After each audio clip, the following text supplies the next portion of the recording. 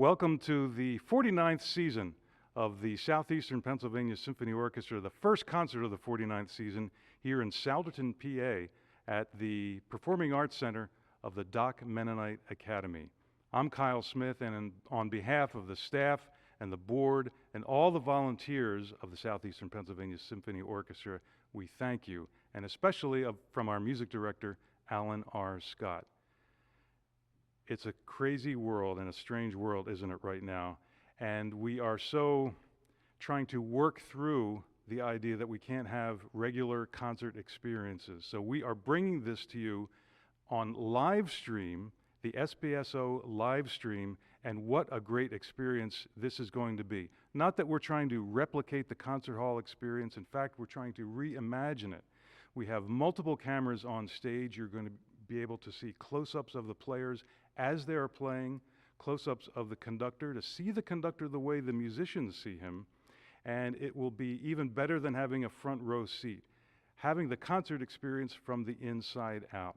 Of course, there are a lot of people to thank for putting on something like this. It takes a lot of resources for all our supporters and our partners, including the Harry L. Willett Foundation, the Doc Mennonite Academy, and the Indian Valley Chamber of Commerce. It also includes you.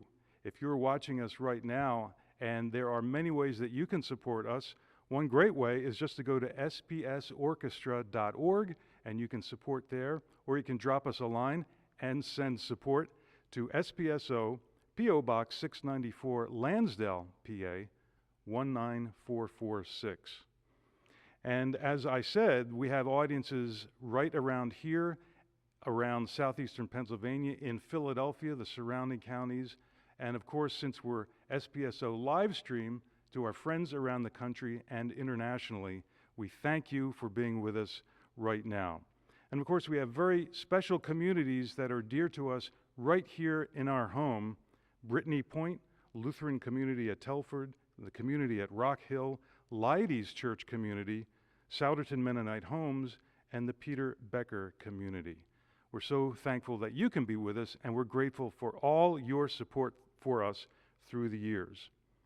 Tonight's concert we'll get to in just a moment, and the pieces that Maestro Scott has chosen, I think, really speak to our time right now. And we're beginning with The Quiet City of Aaron Copland. It was written in 1939, incidental music for a play. It was about two brothers growing up and wondering what their place in the world was going to be. Imagine, if you will, walking through an empty city. It's not too hard to imagine now, is it? And the streets are quiet, and all the memories are going through your head, reminiscences about childhood, nervousness about the future, nostalgia, and yet also hope. They're all in this music by Aaron Copland. It's scored very interestingly for solo English horn, solo trumpet, and strings. Quiet City by Aaron Copland. We'll follow that with a work that was just written a few years before that, Samuel Barber's Adagio for Strings. It's actually from his string quartet. It's the middle movement of a string quartet. He orchestrated it from string quartet to string orchestra in 1938, just a year before The Quiet City of Aaron Copland, and he orchestrated for Arturo Toscanini and the NBC Symphony Orchestra. It had an immediate and huge impact on audiences. Down to this day, it is still the most performed classical music work of the 20th century.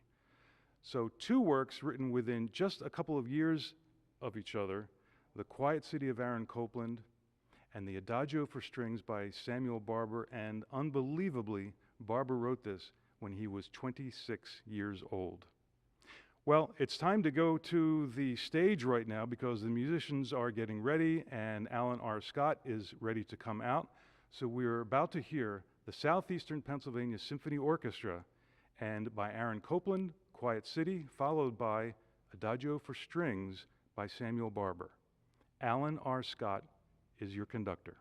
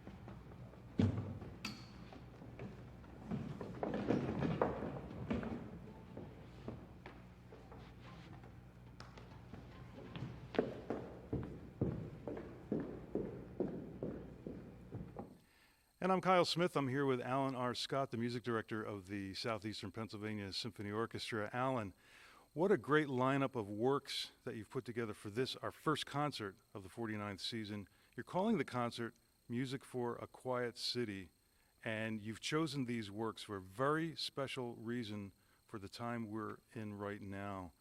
What do you want to tell people by the choice of these works? Well, I think when I was programming, we were limited to not having all 70 players. With Commonwealth Pennsylvania guidelines, about 25 players at most. So that made a challenge for sure. When I started thinking about being from Philadelphia, even though I'm living in Helena, Montana most of my time, but I'm in Philadelphia once a month, I started thinking about, well, how do I capture what's been going on? A city like Philadelphia being completely quiet feels different. Even at 3 in the morning during normal times, there's a feel. And then I kept saying that word, how do I deal with this quiet city? And of course, I thought of Copland's Quiet City, which a lot of people don't know, but I've done the piece. I haven't done the piece in a while, but I've done the piece many times. And that he particularly captures a city that feels, 3 in the morning, bars are closed, traffic's gone, the streets are a little wet. It feels strikingly odd, almost like a church would if you're the only one there in a big cathedral and you hear the creaks, and that's what he's trying to get. It's very reflective. So that's where that came from. I thought this is an important time to reflect. And as I got deeper into this, I started thinking maybe I shouldn't program just a concert from times like I did in Helena, Montana a few weeks ago. Beethoven 7 and Tchaikovsky Rococo Variations for cello. Great concert. But I started thinking, how do I not avoid what's been going on, not avoid how our lives have been affected? How do I deal directly with it? So I said, the Quiet City is so reflective. Then I started thinking about Samuel Barber, who was from Philadelphia, from Westchester, Pennsylvania, was the first student to go to Curtis Institute of Music. And of course, his Adagio for strings is so, you hear the first 2 bars, first 2 notes, and you instantly know what it is, whether it's from the movie Platoon or you just know the work. He originally wrote it for a string quartet and then expanded into a larger string orchestra. We identify with it as a memorial, a remembrance, and how our lives have been affected, whether it's by someone who's been sick or someone who passed away because of this, or just our lives, whether businesses. So many things have been affected, and we need to deal with that. And music is such an important way to do that. And we can have, whether it's grief or prayer or whatever it is, this piece helps us sort of go into that from reflection into sort of a remembrance. Then I thought, well, after then dealing with Copland and this American spirit, why not deal with perhaps one of the greatest Americana works? And I don't necessarily mean patriotic, American flag Americana. I mean a naive America. You go a little farther west, young man, and you'll strike it rich. That kind of feeling, almost this stereotype that we would think today, whereby Copland wrote this during the war, and he captured an America before the wars, an America that sort of was a land of opportunity and promise. It seems naive and almost cliche today, but I still think it's real. If we talk to people who are not from this country, they still have that image of us. This is not political. This is not about patriotism or anything like that. It's about what the symbol or the promise of all that we can be. And I think Copland does that by peppering in that very famous tune, The Gift to Be Simple. And when we hear that, I think it just sounds Americana. I've done this piece all over the world, and an American orchestra plays it as if they grew up with it. So this sort of from reflection, remembrance, and then hope. It's almost as if that patriotism, it's a deeper kind of patriotism and therefore even more real. And I wonder, in choosing 3 works all by American composers, that you're making even more of a statement for our time right now. Were you thinking, I don't want to put words in your mouth, but were you thinking this is a way to bring the country together a little bit? 3 works by all American composers, and it's really making a statement to the deepest kind of patriotism, which Barber and Copland had a lot to do with creating the sound of. Absolutely. They were writing at a time, I mean, Copeland lived basically throughout the 20th century, 1900 to 1990. Barber died in 1981. And some conductors speak out politically. I choose not to do that, even though people know me, probably know where I stand. But I choose to use music to make our points. And I don't mean politics in that sense. I mean in the sense that I believe it like it's religion. I believe music was created to save lives. I've been saying that before the coronavirus. I said that when I had you as our composer in residence in Helena, Montana, that music exists to literally transform who we are, psychologically, spiritually, emotionally, and especially when there are hard times. Especially, the Southeastern Pennsylvania Symphony Orchestra was created for this very reason we're in today. Right after 9/11, everything stopped. Airlines, sports of all things in the United States, the economy, Wall Street stopped. One thing didn't stop: music. I was supposed to be conducting in Colorado that weekend, and we still had concerts. And that's what taught me that when we are stripped of all we are, sort of very an Arthur Miller play or something like The Crucible or The Death of a Salesman, when we're stripped of all we are, music is the gut instincts of what we need, the arts in general, but especially music. It captures what we can't say. And so I think very much so that we're here to heal, help each other, connect. And by definition, music is about community. If you just compose and no one plays it, it doesn't come to life. If we play it and there's no one listening, it doesn't really come to life. It's not that we need the applause, but we need the response. We need them to receive the gift. I often say, if you want music, if you're here to be entertained and you think that's what music is, then go to the circus. Not that music can't be entertaining. Of course it can. But it's far more profound than that. What we do, I look at music making as paramedics. What we do is we save people's lives. And I've been preaching that for decades. And that's the other reason why this is not, this is very intentional. I wanted American composers, but I also wanted an American composer to be here with us, you. I'm very much trying to tie this in here, that I have American composers that were performing, you as a living American composer, well known in the Philadelphia area especially. This is all part of what I'm trying to say here, that we exist for this very reason. I am sure we will start seeing massive compositions come out of this crisis. I'm sure people like you are already affected, and it's going to be transformed in how you express yourself. It's already happening. And speaking about this time, such a remarkable time, talk about mechanics. The musicians on stage, the instrumentalists, they're under a lot of pressure putting on this concert.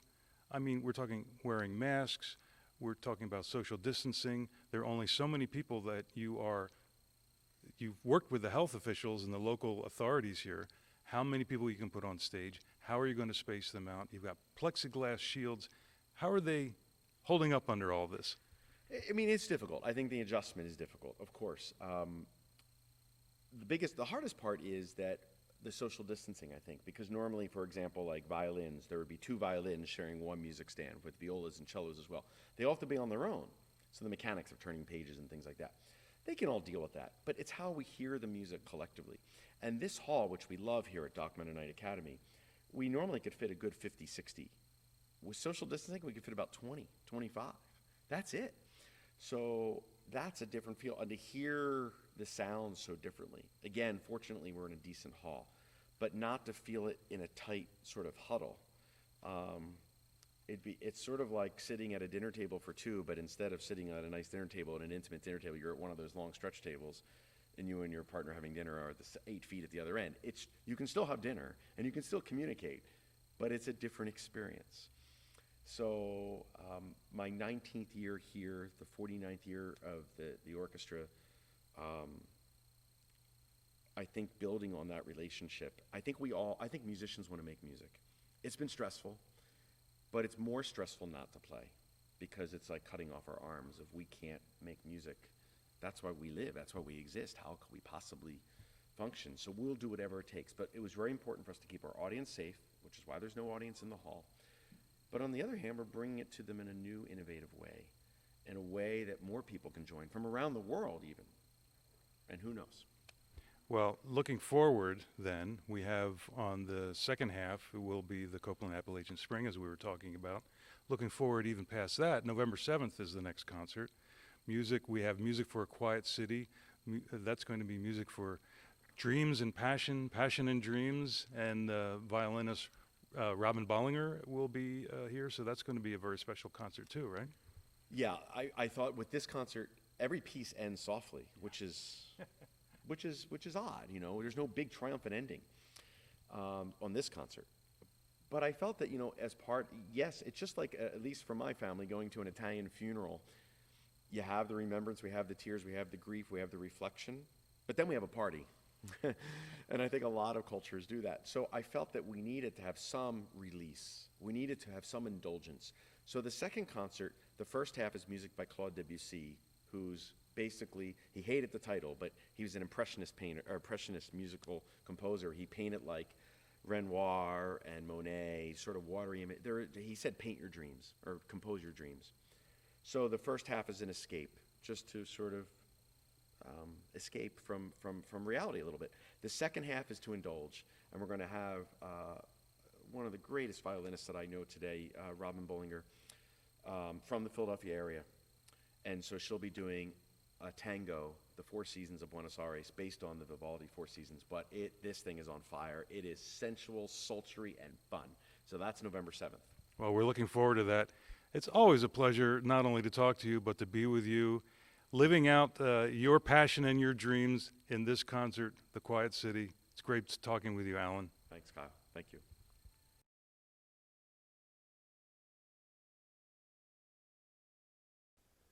Hello and welcome to Dock Mennonite Academy. It's our honor to welcome the Southeastern Pennsylvania Symphony Orchestra into our space, although it is in a bit of a different way. This has been a most unusual year. At Dock, we've been delighted to be able to welcome many of our students back on our campuses. We gave families the opportunity to either have students here in person or to choose a remote learning option. Most of our students are back on campus, and it's a joy to watch our students and teachers together, to see the excitement as they connect socially again and as they are inspired toward learning. It's been a great joy to watch that happen here, and for most of that to be able to happen on campus. The arts continue to play a key role in our school. In fact, in this year, in a pandemic year, the arts have been critically important for our socio-emotional health and well-being. Our teachers have been very creative in discovering new ways of encouraging students to play instruments, to sing, and to enjoy music. And for that reason, we're delighted to welcome and to partner with the Southeastern Pennsylvania Symphony Orchestra for the second year, and this year being a bit different than in other years. Music is so important for our community, and even though we're not able to welcome the audience into our auditorium, we hope that you enjoy this music and that this music provides peace and calm to you during these days. We look forward to more normal days ahead when our students and teachers are going to be able to interact more openly and enjoy music in a different way, and that the Southeastern Pennsylvania Symphony Orchestra will be able to be back here in this space with you, the audience. But in the meantime, I hope that you enjoy the Southeastern Pennsylvania Symphony Orchestra and their music. Thank you and welcome.